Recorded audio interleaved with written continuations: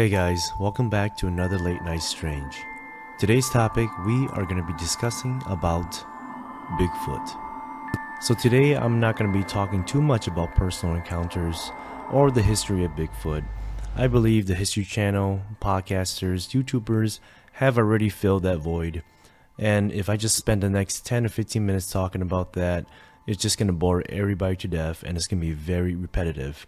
So what I'm going to do today is talk about the species of Bigfoot that have been seen all over the world and the types and what people think of them. And of course, the strange things about Bigfoot that nobody likes talking about. So it's going to be a pretty interesting talk tonight. And I will tell about my dad and my ancestors, their perspective on Bigfoot and the types of Bigfoot that their village have encountered while living in the jungle of Laos. So I hope you guys find my take on it interesting, and we're going to be discussing about the killer Bigfoots out there in the world. Alright, enough talking. Let's get started. What is a Bigfoot, one may ask? Bigfoot is often described as a large, muscular, bipedal ape or human-like creature covered in black, dark brown, or reddish-darkish hair. Those who have seen this creature have reported them to be at least 6 to 9 feet tall. On rare occasions, some even said they were 10 to 15 feet tall. So according to Life Science, there's been over 10,000 reported sightings in the United States alone. And that is just what they documented.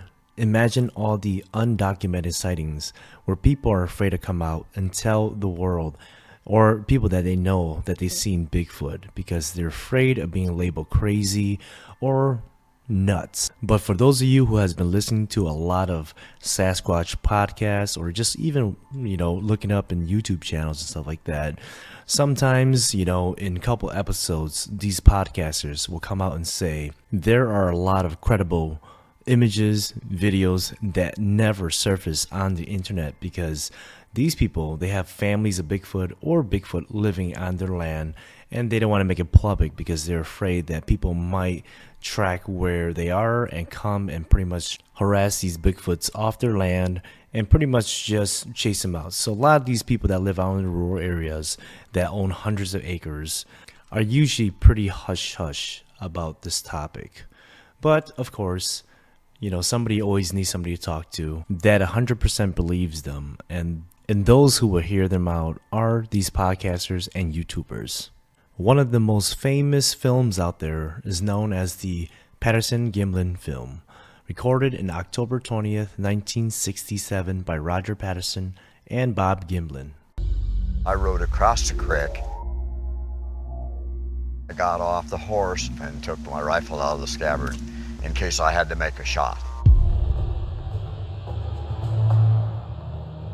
She made that turn to look.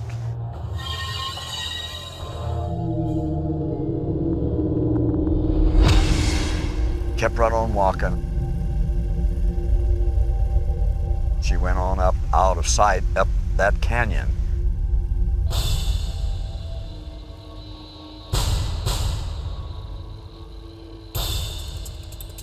All this time I'm thinking, holy mackerels, these things do exist.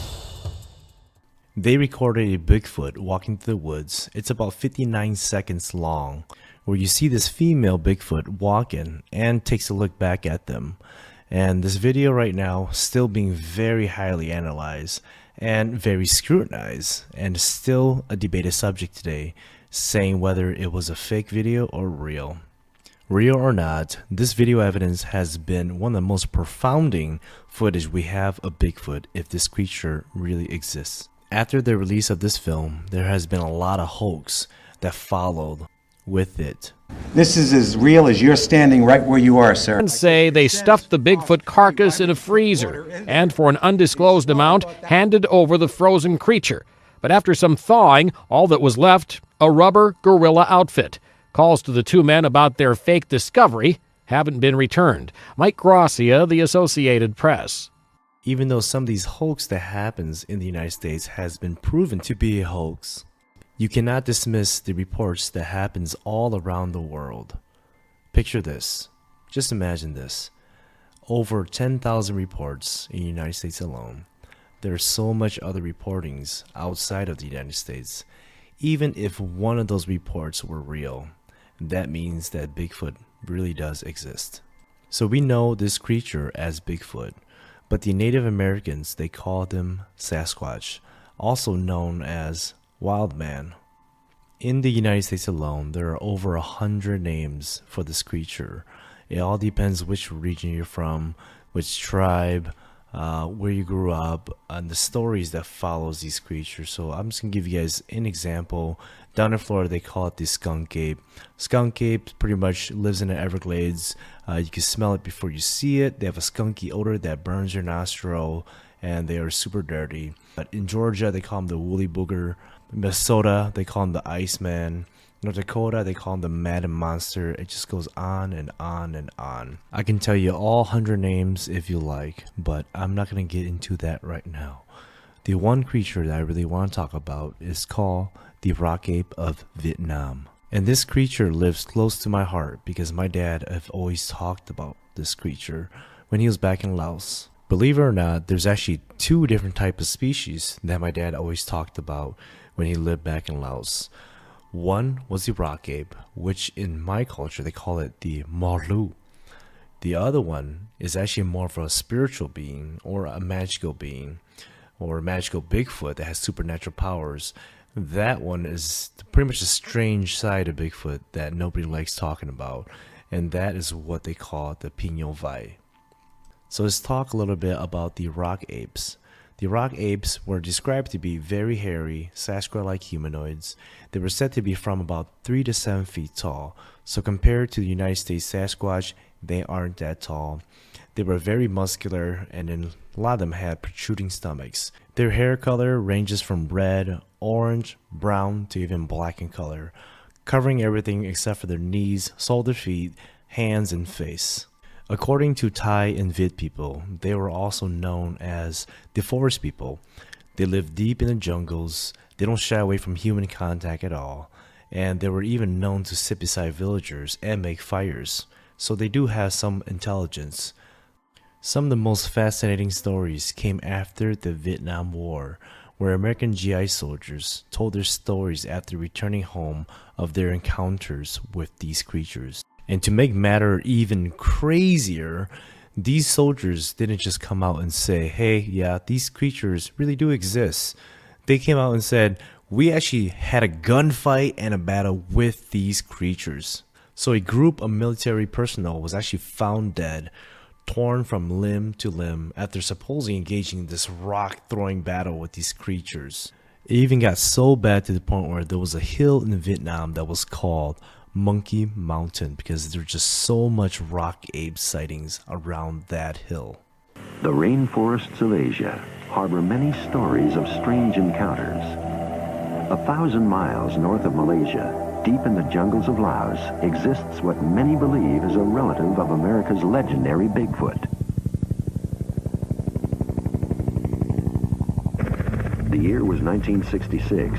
America's at war with Vietnam. For the first time ever, U.S. soldiers are faced with full-scale jungle warfare. As military missions take forces deep into the heart of the Indo-Chinese forest, extraordinary stories begin to filter back from the field. Stories about encounters with strange creatures. As a young soldier in Vietnam in 1969, veteran Tom Jacobs was often sent on reconnaissance missions into the thick jungle. One day, though, he witnessed something he will never forget. We really didn't know what it was. It sounded like the North Vietnamese were attacking us with tanks. A band of large primates began throwing rocks at his platoon. I had heard that there had been previous problems with what we called rock apes. And in fact, at one point, a band of them threw one Marine off the rock pile. And so we were wary of them, without a doubt. What Sergeant Jacobs had seen may have been any one of a number of primate species which inhabit the Indo-Chinese forest. But several times, he says, they came face to face with a creature that was entirely different. This animal was stockier, he was of darker color, a lot more muscular. This different creature would early in the morning burst out of the jungle into a clearing and just rail at us, just yell and scream and shake his fists, and it was very human behavior, and it was real obvious that he took exception to our presence there. During the Vietnam War, it wasn't only American soldiers who had run-ins with what appeared to be a type of Bigfoot. On the North Vietnamese side, there were also bizarre reports of a strange creature attacking soldiers in the jungle. Before all the reports and all the sightings about the rock apes that came out after the Vietnam War, during bedtime, my dad would always tell us these stories about these Marlu ape-like creatures. They would stand outside of somebody's house, or they would stand nearby trails where people will walk by, especially deep in the woods, because most of the gardens are 2 to 3 hours away from where people live. So a lot of times these villagers would take these small little trails to go to the garden, and that's where these Marlu would sit there and just wait for villagers to walk by. What they would do is they'll grab them right in the arms, look up to the skies, and just stares and just laughs and just kind of wait to see if there's any signs saying that they can't eat this person. Most of the time, the stories are told that if there was a lightning or a thundercloud coming through, they will let that person go and they just kind of disappear back into the woods. But if they didn't see any signs of thunderstorm or any storm coming through, they will eat them right then and there. This happened so much to the point where the villagers have to come out with a solution. What they did was they came out with these bamboo sleeves that they will wear every single time when they come out of the house or when they're walking to their gardens, because these bamboo sleeve acts like a escaping device where they could just slip out of it easily and start running for their lives. It is said that if you are being chased by these Marlu or rock apes, since they have locked knees, you want to run it in a zigzag pattern through the woods or run uphill. If you run downhill, you're pretty much dead. And growing up, hearing all these stories, I thought it was just folklores or bedtime stories, until the accounts of rock apes came out after the Vietnam War. The craziest thing about this is the GIs went into Vietnam War thinking that they're just going to be fighting the Viet Congs and the Red Laos, but they ended up fighting 3 enemies, which one of them were rock apes. And if you don't believe me, just look up the rock ape encounters or just watch the documentary about the rock apes and comb through the comments. There's so much accounts of people's grandfathers or grandparents telling them about encounters with the rock apes. It makes you wonder why between 1965 and 1975, why the United States dropped more than 7.5 million tons of bombs in Vietnam, Laos, and Cambodia alone. Pretty much double the amount they dropped in Europe and Asia during World War II. I understand that the Viet Cong had a lot of tunnels that they dig throughout the jungles as surprise attacks and booby traps. Just think about that. 7.5 million tons of bombs just dropped in Vietnam, Laos, and Cambodia alone. Were they trying to get rid of something else? I don't know. Imagine going to battle thinking you're going to be fighting another human, but ended up running upon monsters. If you ask me, that makes a perfect Hollywood movie. The idea of Bigfoot and rock apes attacking and eating humans isn't a fairy tale. Those of you who have been following David Paulides' Missing 411 knows that a lot of these strange cases of people going missing in national forests has a lot of correlation with Bigfoot sightings. To those of you who don't know who David Paulides is or the Missing 411 cases, David Paulides is a former police officer who is now an investigator and a writer known for primarily his self-published book dedicated to proving the reality of Bigfoot.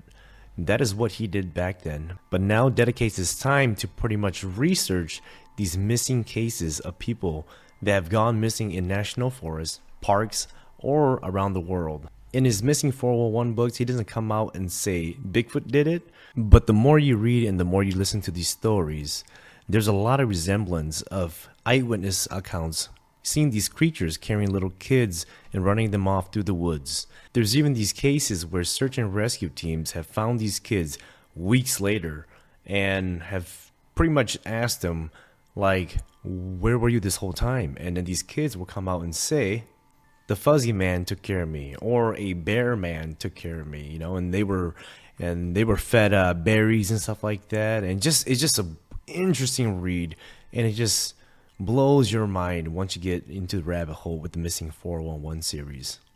But these were the cases where the kids or the person was found Majority of the time, those people who go missing are never recovered, or else, they were found 1 or 2 years later and they have already passed away. So, highly recommend for anybody who likes strange and weird stuff.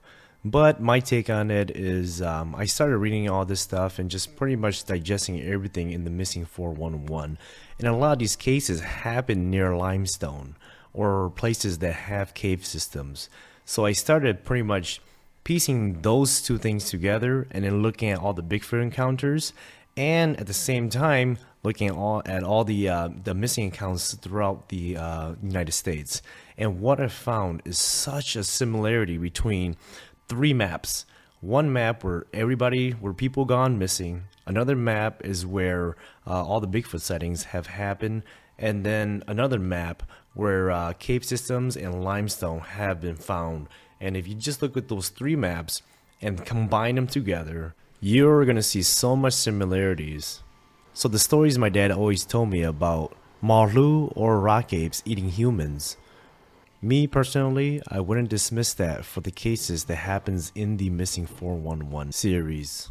Another Bigfoot creature that we're going to be talking about is called the Nantinak of Alaska, or also known as the Bigfoot creature that made residents flee from Portlock, Alaska.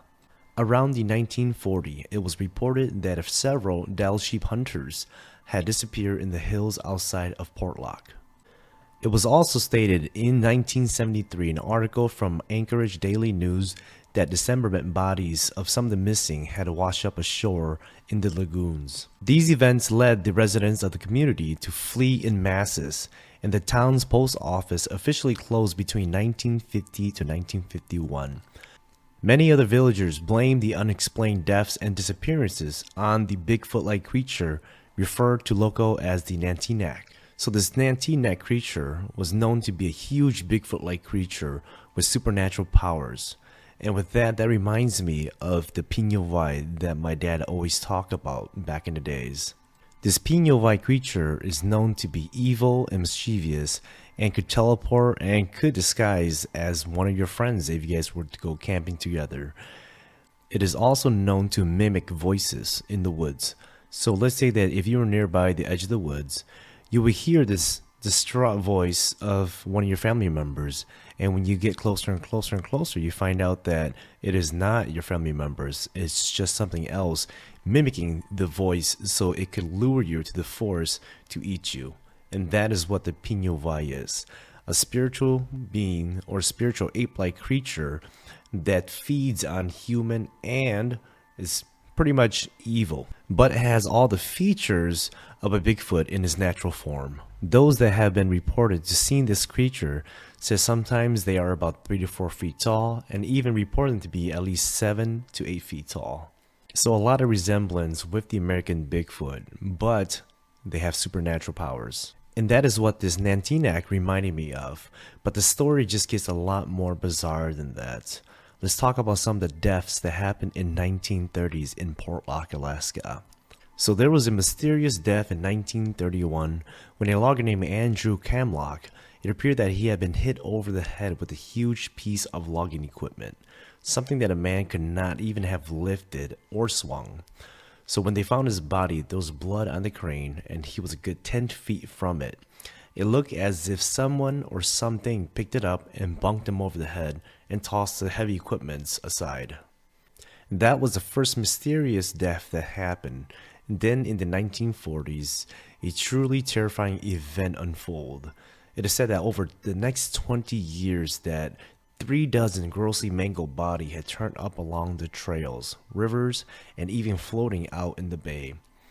These bodies were said to be completely mutilated and essentially torn to shreds, not resembling anything that a bear or wolf, could do or would do.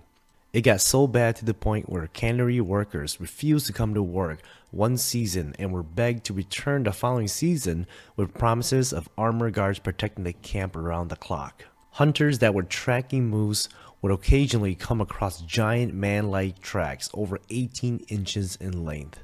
There was even one report where a hunter that was closing up upon a moose, he saw signs of where the grass had been malted down. It seemed like there was a struggle going around, and then he saw these deep human-like, man-like tracks departing towards the high mountains. So in 1949, that is when the locals grew sick and tired of living in fear of this terrorizing Sasquatch.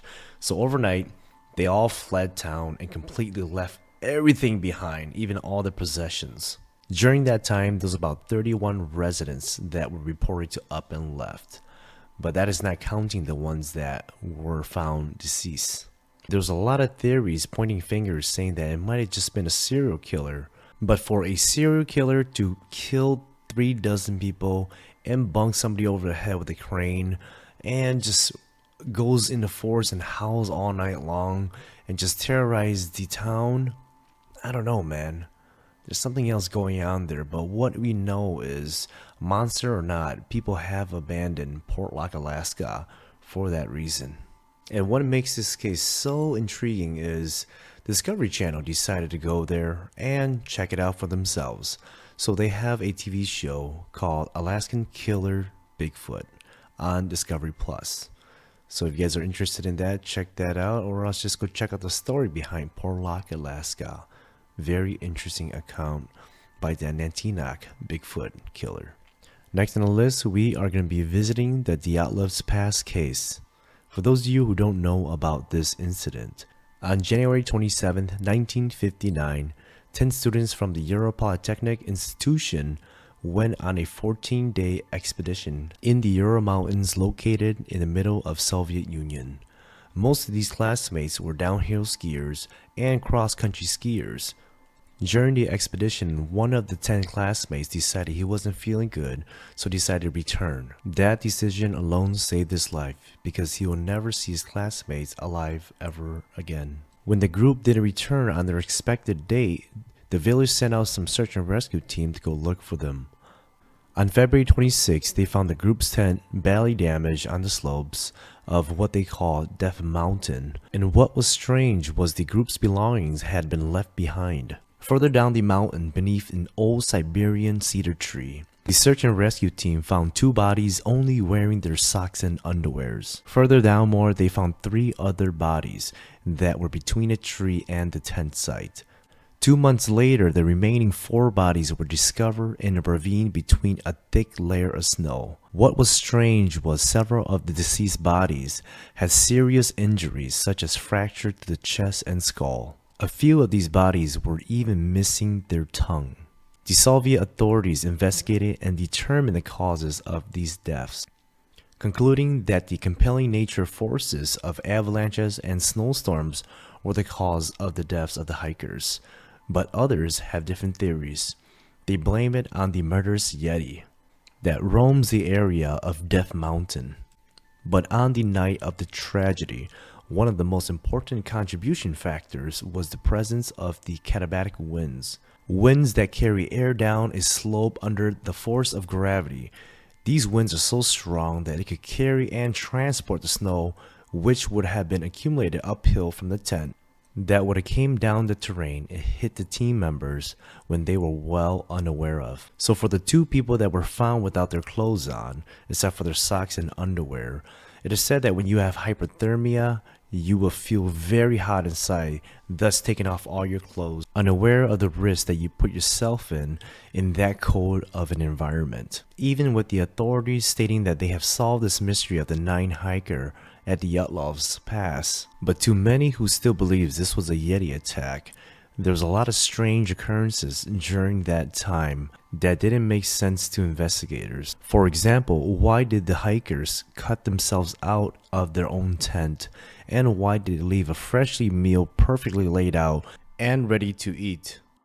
And most of them left their tent without any winter jackets at all, despite being negative 13 degrees. And the bodies with broken ribs had none of the damage to the soft tissue.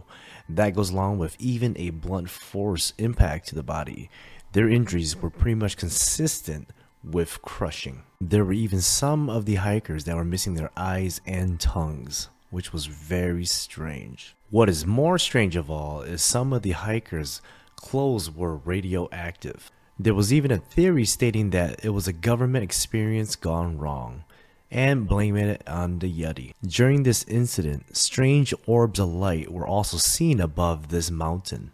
But of course, out of all these theories, two most popular theories are Yeti attacks and alien encounter. So the Yeti is an ape-like creature, usually all white, that inhabits the Himalayan mountain in Asia and the Ural Mountains in Russia. In Western popular culture, the creature is commonly referred as to the abominable snowman.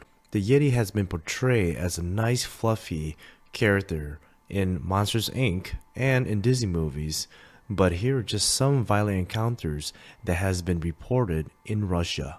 In 1925, a Russian military expedition was reported being attacked by a Yeti in eastern Siberia. In 1945, Soviet soldiers have claimed to have a violent encounter with a Yeti in a cave. In 1953, a group of hunters narrowly escaped a Yeti attack while shooting caribous. With over hundreds of reports of Yeti, these are only a few instances where Yetis were known to attack. And for those 9 hikers that went on the expedition that perished, could it really be a Yeti attack? Even though there are a lot of theories out there, nobody will ever know the truth of what happened to those 9 hikers.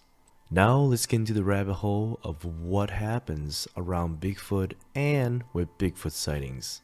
These are just some of the strange things that happens around Bigfoot that I would like to talk about that most people won't.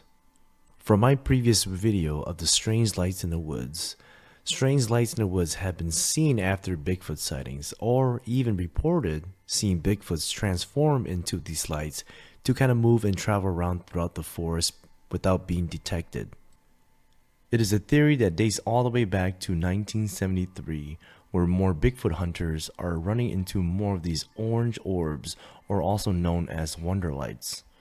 Those are the fast moving lights that one may think that are alien in nature, but seen in areas associated with Bigfoot. There's been so many reports of these Bigfoots appearing and then disappearing out of nowhere. There was even one incident on the Skinwalker ranch where a bunch of scientists followed tracks of a big humanoid creature all the way to a clearing field. They followed tracks all the way to the middle, and the tracks simply just vanished out of thin air as if the creature walked through a portal or something. With all these accounts and the mystery orbs as transporting beams for Sasquatch, or Sasquatch just simply walking through portals, isn't really bizarre when all these cases come together and talks about the same thing. So what I'm trying to say is, growing up there's always stories about 2 different Bigfoot. One was a physical being, just like an ape-man-like creature, and the other one was a magical being that was more of an interdimensional traveler. That is why most of these accounts of people seeing Bigfoot hide behind trees, and when they go take a look behind the tree, they don't see anything at all. The creature just simply vanished in thin air, which is extremely strange. Aside from that, these creatures have also been known to have red glowing eyes, yellow, green, you name it, all these colors, people have seen them.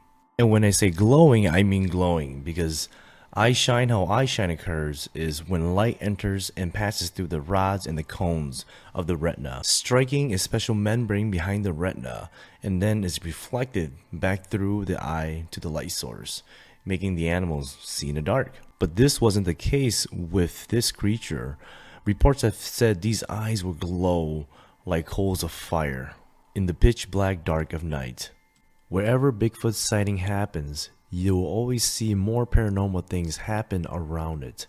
It seems like a force field that attracts all these cryptids together, where demonic spirits have been seen, wolf-like creature have been seen, Bigfoot and lights in the woods, along with poltergeist activities. Next time when you see a Bigfoot hunter, ask him this simple question: what else do you see in the woods besides Bigfoot?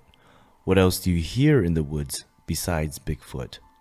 They would tell you they see shadow people, they see demonic stuff. A lot of paranormal things happen when people go searching for Bigfoot. These are some of the things that Bigfooters do not like talking about. There's even been reports of what they call the predator, which is a cloaking Bigfoot. And when I say predator and cloaking, I really mean it. people have seen silhouettes of these huge giant creatures cloaking in the forest, where they could just make an outline of them while they're moving through the forest, but they could see right through them, being transparent. There's even been talks of Bigfoots being aliens coming from spacecrafts, because most of these UFO sightings happens also where Bigfoots have been seen. One of the most famous research out there happens on Skinwalker Ranch. Skinwalker Ranch, also known as the Sherman Ranch, sits on 512 acres, located southeast of Ballard, Utah. This site has everything from paranormal, UFO, Bigfoot sightings, poltergeists, and the name Skinwalker Ranch, or Skinwalker, comes from the Navajo legends concerning that vengeful shamans cursed the land to anybody who lives on it. It is a story straight out of a Hollywood movie where a billionaire buys a plot of land and hires some of the best scientists in the world to come study all these paranormal events that happens on Skinwalker Ranch. There's so much things that happen on this ranch that I'm not going to get into, but the theory and the talks about Bigfoot walking through portals or simply vanish out of thin air when they're following their foot tracks all happens on this ranch that are well documented by scientists. There's a lot of Bigfooters out there that just wants Bigfoot to be this animal-like creature roaming through the woods, but don't want to acknowledge the strange things that happens around Bigfoot or the unexplainable disappearance of people. A lot of people want Bigfoot to be this hairy, nice creature that is shy and hides behind a tree. But I'll tell you one thing, most of the accounts. Goodbye, guys, and stay spooky.